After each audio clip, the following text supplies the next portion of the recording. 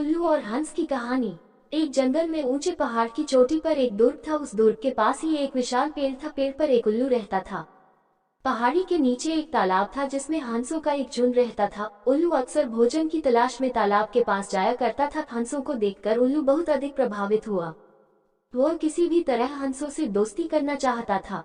उल्लू प्रतिदिन तालाब के पास जाकर बैठ जाता था और किसी न किसी बहाने हंसों से बात करने का प्रयास किया करता था। धीरे धीरे उसकी दोस्ती हंसों के राजा हंसराज से हो गई। हंसराज अब प्रतिदिन उल्लू के साथ बातें किया करता और उसे अपने घर ले जाकर अच्छा अच्छा स्वादिष्ट भोजन करवाता था। उल्लू हंस से दोस्ती करके खुश तो बहुत था, मगर उसे मन ही मन चिंता लगी रहती थी कि अगर उसकी सच्चाई हंसराज को पता चल गई तो वह दोस्ती तोड़ देगा। इसलिए उल्लू अपने आप को उल्लुओं का राजा उल्लूकराज बतलाने लगा। उल्लू को किले में होने वाली हर गतिविधि की जानकारी थी। वह किले में सैनिकों की गतिविधियों से भली भांति परिचित था। एक दिन उल्लू ने हंसराज से कहा, मित्र, तुम पहाड़ी पर जो दुर्ग देख रहे हो वह मेरा है। मैं तुम्हारे यहाँ प्रतिदिन भोजन ग्रहण करता हूँ। अब तुम्हें भी कुछ दिनों के लिए मेरा आतिथ्य स्वीकार करना पड़ेगा। हंसराज ने न जाने के कुछ बहाने बनाए, लेकिन उल्लू नहीं माना और हंसराज को अपने साथ पहाड़ी पर ले गया।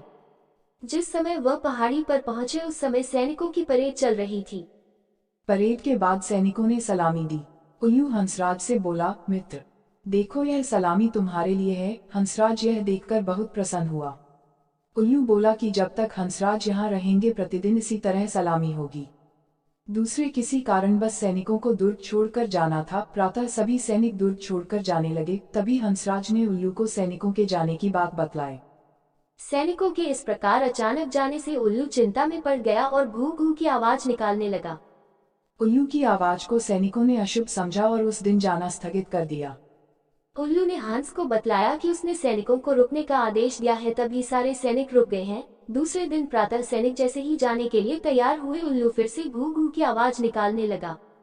उल्लू की आवाज सुनकर उनका सेनापति क्रोधित हो गया और उसने सैनिकों को आदेश दिया कि इस उल्लू को मार दो। सैनिक ने धनुष उठाकर उल्लू को निशाना होगे लगाते हुए तीर चला दिया। तीर उल्लू को न लगकर बाजू में बैठे हुए हंसराज को लग गया। हंसराज ने तुरंत ही अपने प्राण त्याग दिए। हंसराज के मारे जाने से उल्लू बहुत दुखी हुआ। उसे लगा उसके झूठे दिखावे के कारण ही हंसराज की मृत्यु हुई है। उल्लू बेसुध होकर वही रोने लगा। पास में ही एक गीदड़ यह सब देख रहा था और उसने उल्लू की बेसुधी का फायदा उठाते हुए उस पर झपट्टा मारकर काम तमाम कर दिया। शिक्षा। उल्लू और हंस की पंचतंत्र कहानी से हमें शिक्षा मिलती है कि कभी भी झूठा दिखावा नहीं करना चाहिए।